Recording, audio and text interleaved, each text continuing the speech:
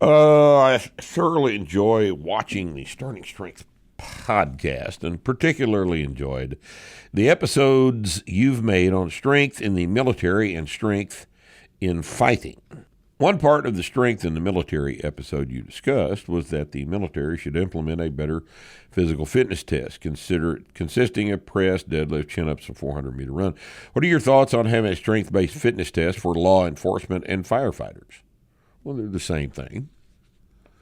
They would be exactly the same thing. For example, should the test for law enforcement and firefighters be the same? Well, I think they're, I don't know about exactly the same, but if your agency is still operating under the delusion that you have an endurance-based physical job, then they need to grow out of that, because we don't run as police officers unless something really bad happens. You may have a little short foot chase, but you're not going to run 3 miles after a suspect. That's what your car is for. We use fire trucks to get to the fire. We don't have to run to the fire.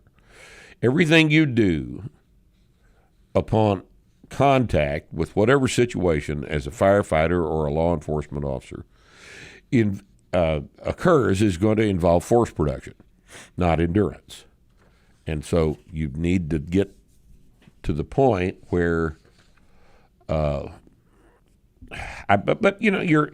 what you're asking here is for the government to begin to think clearly about something. Police, firefighters, military, they're all government employees. And the government doesn't do anything correctly. I don't know if the last 9 months haven't convinced you of anything, it should have convinced you of that. And if it hasn't convinced you of that, you're just not sharp.